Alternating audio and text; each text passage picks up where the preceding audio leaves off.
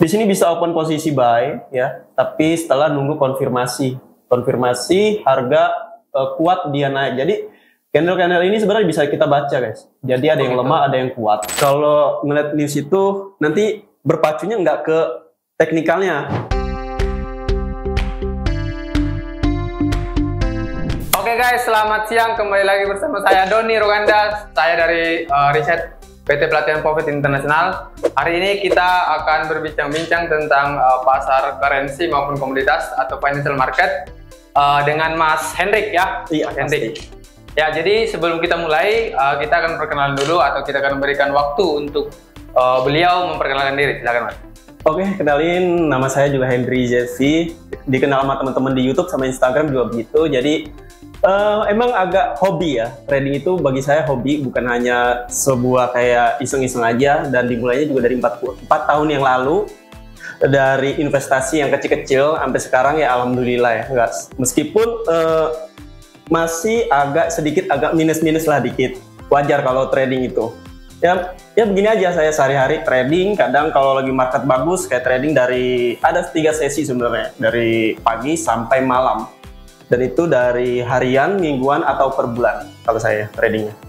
Oke, terima kasih. Jadi dia adalah Mas Hendrik, seorang day trader atau swing atau gimana? Day trader. Day trader ya. Oh, berarti jadi beliau ini lebih sering transaksi setiap hari lah, setiap hari.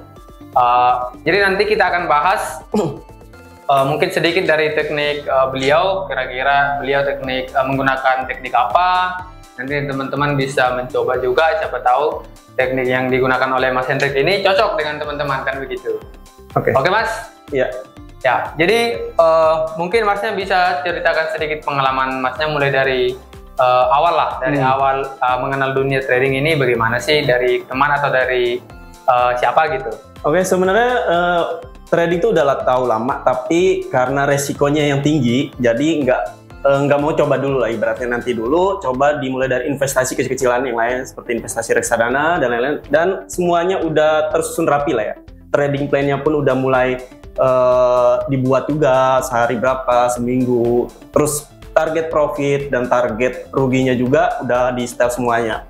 Dan 2 tahun baru mulai lagi trading, dari belajar trading mulai dari materi ya sampai kayak teman-teman lah pasti pusing ya kan, ngerasain awalnya rugi, gimana profit cuman beberapa tapi rugi lebih banyak, itu semua udah dialami semua. Dan alhamdulillah sampai sini udah terbiasa ya, udah kayak ngeliat chart seperti ini tuh udah kayak baca aja, kayak baca buku. Jadi kita ngelihatnya tuh udah nih udah ada sinyal atau kenaikan atau penurunan harga dari market mata uang, kalau saya begitu. Oh begitu. Berarti dulunya Masnya kenal sendiri apa dikenalin sama orang? Saya nggak kenal sendiri sih. Sebenarnya suka banget media sosial ya, kayak ngelihat ada yang suka trading, apa sih trading, dulu juga nggak paham jual beli gitu-gitu. Akhirnya coba dan nemu channel YouTube orang lah ya. Saya ngelihat sekilas sama kayak teman-teman juga belajar, dan akhirnya masih kacau ya. Belajar sana sini materinya nggak jelas ya kan, dan akhirnya nemu alur dari materi dari A sampai Z, karena waktu itu pusingnya kita nggak tahu belajar harus mulai dari mana nih.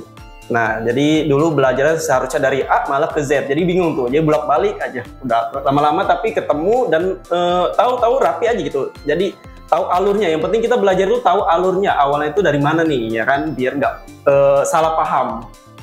Oh gitu ya. Oke, jadi mungkin kita akan menggali nih informasi dari Mas Hendriknya. Kira-kira dia menggunakan teknik apa sih dalam trading? Biasanya Masnya nih yang paling sering itu di mana? Di reksadana, di currency, atau di mana? Saham? Kalau saham untuk saat ini masih investasi jangka panjang karena emang belum ada waktunya. Mungkin lebih ke trading crypto atau forex. Crypto atau forex ya? Iya. Berarti yang paling sering yang dua itu ya?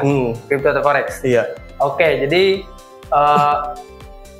mungkin kita bisa bertanya nih kepada Mas Hendriknya, kira-kira dia menggunakan teknik apa nih? Teknik apa yang cocok atau yang sudah sesuai lah dengan market forex dan market crypto? Gimana Mas tekniknya? Tekniknya sebenarnya saya pakai technical analysis. Analisa teknikal. Iya, Oke. bisa juga analisa. Jadi harus tahu benar-benar informasi suatu candle, ya market, arah market tuh wajib banget kita harus tahu baca arah market. Nggak mungkin, sebenarnya banyak juga ada yang fundamental ya pelajari dan lain-lain. Terus ada yang contoh grafik, alat bantu juga banyak ya kalian bisa pelajari. Tapi kalau saya sendiri dimulai dari situ, basicnya sampai benar-benar paham informasi candle kayak SNR ya kan, sinyal-sinyal kenaikan atau penurunan, pembatalan harga, semuanya setelah dipelajari baru pelajarin yang alat bantu dan lain-lain. Karena sebenarnya alat bantu itu mengikuti si market kalau menurut saya sendiri. Kalau kita udah paham sama market, jalannya market, arahnya udah enak banget kalau trading itu. Jadi kita tahu nih dia ini mau naik ke atas atau ke bawah. Apa besok ada peluang dia ini bakalan marketnya jelek atau enggak. Itu dari si pola market candle. Kalau saya gitu. Oh, berarti lebih ke candlestick ya? Betul. Candlestick. Terus masnya pernah nggak menggunakan seperti indikator moving average, Bollinger Band atau yang lain gitu?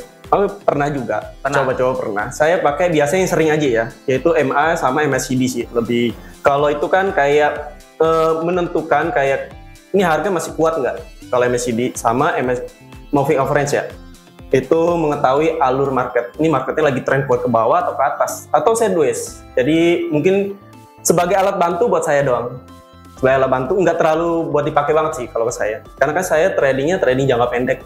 Nggak mungkin kayak teman-teman di sini ada yang sebulanan ya tradingnya atau jangka panjang. Itu lebih ke mungkin selain teknikal, fundamental juga penting.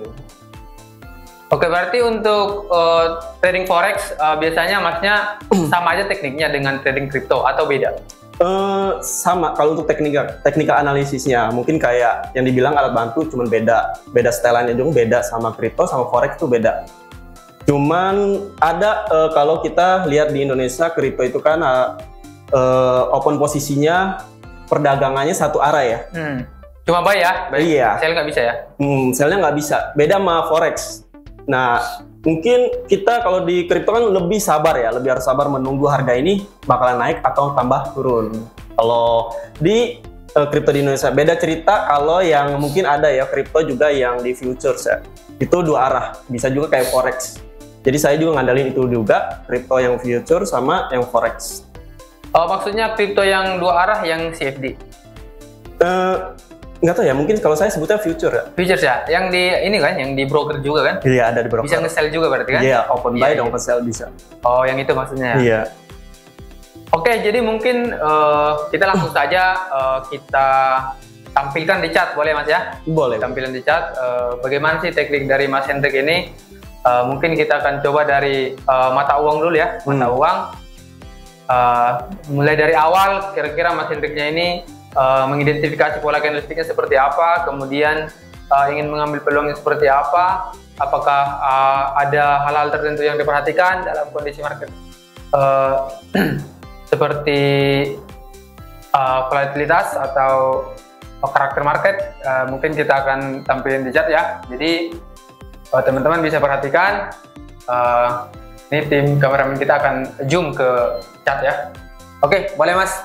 Ini udah kita siapkan untuk peralatan. Jadi biasanya kalau saya trading itu awalnya harus buka-buka mata uang. Nggak satu aja gitu. Kalau saya nggak satu aja. Ya, ini banyak kali ya tambah GBP USD. Nah, contoh seperti ini. Kalian tuh jangan lihat, pasti banyak sih yang favorit ya mata uang. Kalau saya semuanya saya buka sih. Mungkin 3 minimal buat saya cari market. Nah, contohnya ini. Ini marketnya lagi tren penurunan sebelumnya. Nah, kalian harus lihat juga dari sebelumnya, lihat tuh chartnya, lihat ini. Nah, di sini sepertinya ini mulai mau ngebentuk pola baru nih, market baru. Oh gitu. Ya, ini mulai ngebentuk pola baru, tapi di sini karena resistennya ini nggak saling menembus, supportnya saling menembus, berarti masih kuatan resisten. Nah, ini udah mulai nih kayak ngebentuk market sideways nih. Ini harus hati-hati ya, kalau kayak gini nggak mungkin harus ditradingkan untuk jangka ini 1 hari ya. Ya, daily. Nah, 1 hari. Kita coba lihat 1 jamnya. Oke. Zoomnya gimana ya? Oh, ini lagi marketnya lagi jelek guys. Terbaiknya ya 1 hari berarti ya yang bisa dilihat. Kita lihat pola candlestick aja ya. Nih, Boleh cari lain? Oke. Oh, sama. Oke. Pokoknya ketika kalian udah di set aja Mas, nggak apa-apa. Kalau mau cari yang lagi trending kan, nah contohnya pair apa? USD CHF, Euro USD, XAU. Oke, kita mulai ya. Nih, di sini kita nemuin namanya Euro USD, ya marketnya lagi downtrend kalau di sini kita. Nah, di sini udah mulai membentuk pola baru kenaikan, tapi belum terlalu kuat ya. Di sini bisa open posisi buy ya, tapi setelah nunggu konfirmasi harga kuat dia naik. Jadi candle-candle ini sebenarnya bisa kita baca guys. Jadi ada yang lemah, ada yang kuat. Jadi nggak bisa kita ngeliat market, tahu-tahu ini bagus nih ceritanya naik, kalian langsung open posisi buy. Tapi harus nunggu konfirmasi juga. Kalau ini kan kalau kita pakai garis trendline nih, ini sebenarnya buat kalau kalian mau. Jadi biasanya dia itu, oke, kelihatan nggak nih guys trendline? Mungkin diganti aja warnanya. Jadi warna putih. Ini ya? Iya. Putih atau hijau atau kuning. Nah, ini pola market yang bagus menurut saya nih. Tapi ini ada level-levelnya ya guys. Maksudnya levelnya gini, ketika kalian baru mulai trading tuh nggak harus nunggu konfirmasi. Ada yang dimana kita pendukung-pendukungnya seperti support-support ini yang menguatkan dia nih. Karena resistennya ini kan saling menembus nih. Tapi ini support ini nggak saling menembus. Nah, ini support ini berarti udah kekuatan harganya nih. Jadi kalian di sini tinggal ketika biasanya ya pola market kalau kalian sering trading itu ada yang namanya TikTok gitu kalau menurut saya. Mungkin bahasa kalian nggak tahu apa. Pokoknya kalau kalian sering trading polanya itu sama aja. Ketika dia seperti ini menyentuh garis trendline yang kita garisin trendline ini, dia itu bakalan kayak kedorong ke bawah. Nah, kenapa ini ada sumbu-sumbu di sini? Ini sumbu ini arah harga.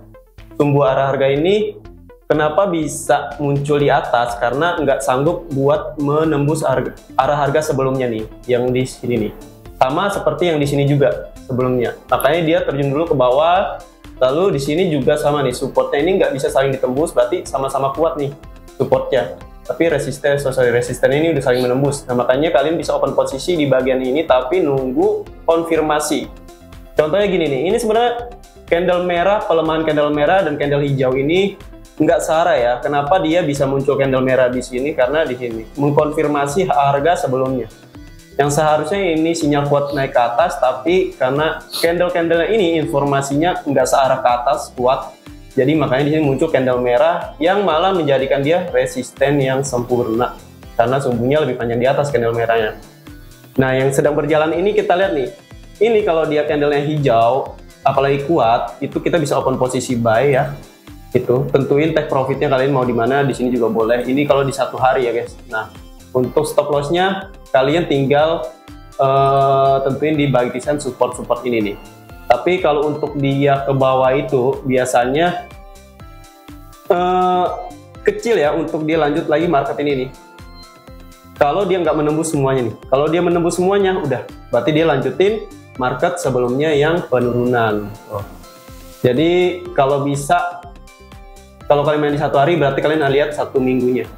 Nah, di satu minggunya ini mulai kembalikan harga nih atas. Nah, ini yang gue garisin tadi. Nah, ini searah nih guys. Berarti kalian bisa main di sini trading harian nih, open posisi nih. Ini lagi searah. Karena kalau trading forex itu beda sama trading kripto. Lebih enak sebenarnya forex itu kita open posisi di sini aja. Nggak beberapa lama, kayak nggak perlu hitungan 2 jam 3 jam, kayaknya udah lumayan deh profit. Apalagi kalau yang modalnya besar ya.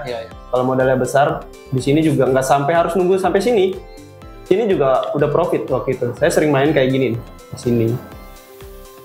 Di 1 jam di satu hari. Mungkin ya kalau secara awalan kalian pilih dulu marketnya dulu ya, marketnya pilih, buka-bukain aja semuanya USD, pokoknya mata uang, pilih market yang bagus, lalu tentuin ketika udah nemu market yang bagus, tentuin konfirmasi mau open posisi buy apa sell nih. Kalian harus tentuin dulu ya, cari konfirmasinya yang kuat ke atas atau kuat ke bawah. Nah, nanti ada pertanyaan, kalau dia ternyata pas kita prediksi harga, arah harganya mau ke atas, ternyata dia ke bawah, itu sebenarnya prediksi kalian nggak salah. Sebenarnya ada yang namanya itu lagi pembatalan arah harga. Jadi penting banget untuk kalian buat membaca nih informasi candle ini semua nih ya. Ini harus dipahami semua, nggak semata-mata kalau trading tuh asal ngeliat market langsung open posisi buy. Apalagi ketika market mau hijau atau kuat turun, nggak bisa langsung kita open posisi guys. Kita harus cek dulu marketnya dan konfirmasinya. Nah, ketika udah nemu kayak gini, kalian tentuin take profitnya sama stop lossnya sendiri. Jangan serakah, yang penting harus masuk akal ketika kalian nentuin itu semua ya. Modal kecil nggak mungkin kita dalam beberapa menit langsung besar. Mungkin bisa, tapi harus butuh prosesnya. Oke, ini alat bantu. Kalau saya sih jarang banget pakai alat bantu ya. Paling begini-gini aja sama MACD. Itu jarang. Tapi kalau market seperti ini enak sih. Oke, ini di 1 hari. Nah, 1 bulan kita lihat. Oke, di 1 bulannya malah hancur ya. Jadi beda. Nah, jadi ketika kalian 1 jam 1 minggu tuh lihat dulu ya. 1 harinya ini bagus. 1 minggu berarti kalau sampai 1 bulan marketnya jelek, nah kalian nggak boleh trading sampai 1 bulan guys. Makanya gue bilang itu harus tentuin target profit sama stop lossnya. Jangan ketika ngeliat di 1 harinya marketnya bagus, kalian langsung open posisi aja didiamin sampai uang kalian berkali-kali lipat. Itu nggak mungkin ya, karena market berubah-ubah. Jadi saat ini downtrend, besok juga naik. Jadi jamnya itu nggak sesuai juga. Kadang jam segini naik, besok lagi jam yang sama bisa-bisa turun atau lagi marketnya jelek. Terus kita cari di sini nih. Nah, ini lagi kenaikan. Nah, kenaikan seperti ini bagus nih guys nih. Kalian bisa ikutin open posisi buy. Ini downtrend, penurunan yang kuat nih marketnya. Oke. Nah market seperti ini yang harus kalian hindari ya guys. Karena di sini itu nggak bisa dibaca. Biasanya kalau market sideways ini seperti ini, buyer sama seller ini sama-sama kuat, jadi belum jelas nih arahnya mau kemana, mau ke atas atau ke bawah. Mending kalian skip, atau ketika sudah menyentuh atau melewati area support ini dan muncul candle-candle yang kuat ke bawah, kalian bisa open posisi sell di sini dan tentuin take profitnya support sebelumnya, biasa gitu nih. Oke, mungkin itu tradingnya kalau dalam gambaran. Jadi cari-cari market yang bagus aja, terus pahami informasi candle, SNR, support and resistance itu untuk menentukan arah harga. Maksudnya menentukan take profit, stop loss, itu butuh banget kita paham. Mau yang kuat atau yang lemah. Lalu lanjut ke take profit kayak pembatalan harga. Nah, di sini belum masuk ke bagian doji ya. Nah, doji ini sebenarnya yang paling saya suka sih, ketemu doji. Karena doji itu bisa jadi kekuatan informasi arah harga, pembalikan atau penurunan harga. Saya belum terlalu ketemu kayak gini. Oke, mungkin itu aja kali ya untuk ini. Berarti untuk sekarang ini kondisinya jika menggunakan teknik yang biasanya Mas pakai, untuk sekarang belum ada entry di EURUSD, atau biasanya Mas ambil peluang nggak dalam kondisi seperti ini? Yang tadi ya? Iya. Di sini di 1 harinya. Apa Masnya nunggu lagi, tunggu konfirmasinya benar-benar terlihat, atau bagaimana dalam kondisi seperti ini? Sekarang ini contohnya, ini kan masih sesi London kan? Iya, lebih baik nunggu beberapa menit.